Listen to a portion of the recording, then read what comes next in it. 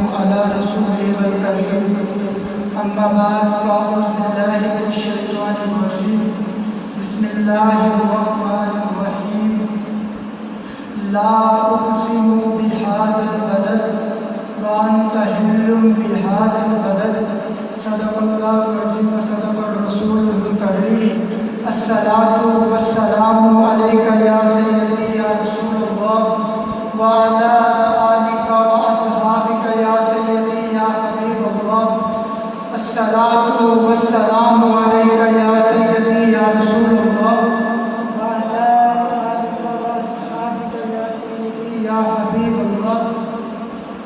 بات کرتا ہوں خیر الانام کی، بات کرتا ہوں خیر الانام کی، عزت بلند ہوتی ہے میرے کلام کی.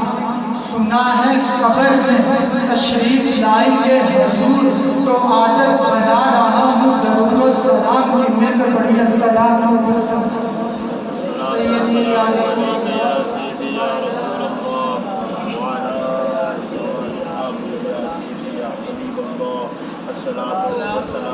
یا رب مدینہ پاک میں جانا نصیب ہو، یا رب مدینہ پاک میں جانا نصیب ہو، جائے تو پھر نہ آنا نصیب ہو.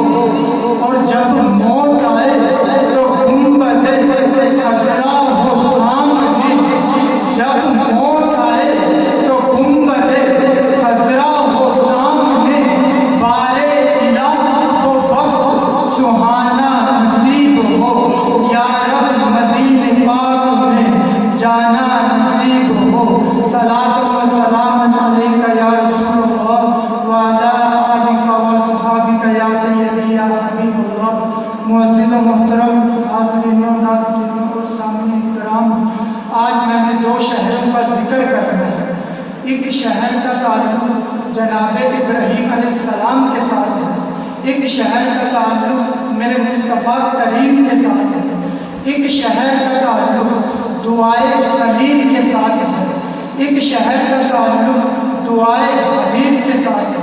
جس شہر کا تعلق دعائے خلیل کے ساتھ ہے اسے مکہ معظمہ کہتے ہیں، اور جس کا دعائے حبیب کے ساتھ ہے اسے مدینہ منورہ کہتے ہیں. شان مکے کی بھی بڑی ہے، شان مدینے کی بھی بڑی ہے.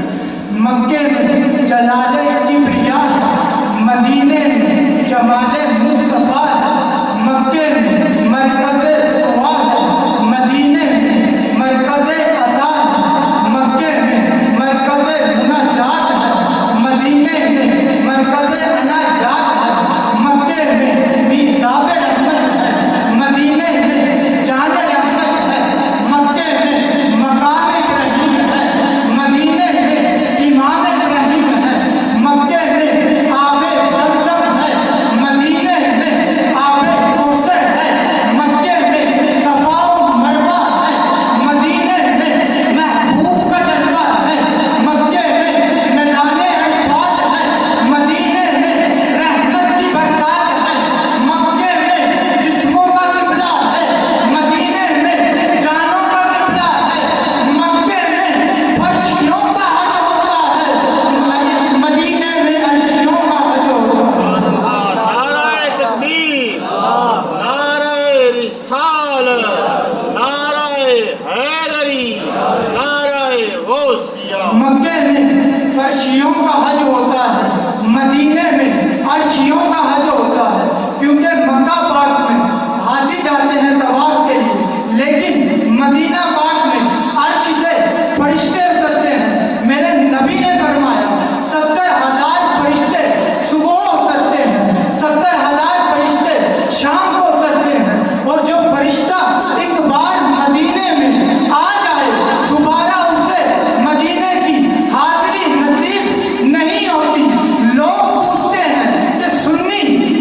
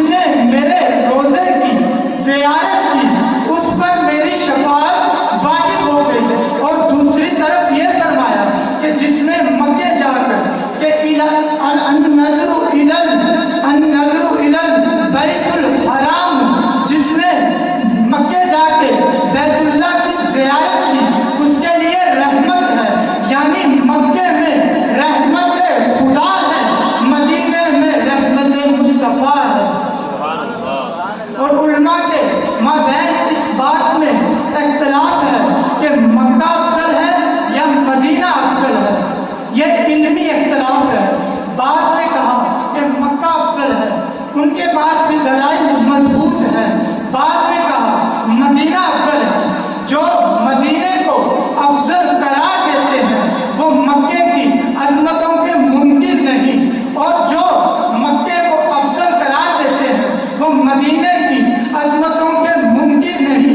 लेकिन शेख मुहक्किक अलैहिर्रहमान ने, शेख अब्दुल हक मुहद्दिस देलवी अलैहिर्रहमान ने एक तीसरी राय पेश की।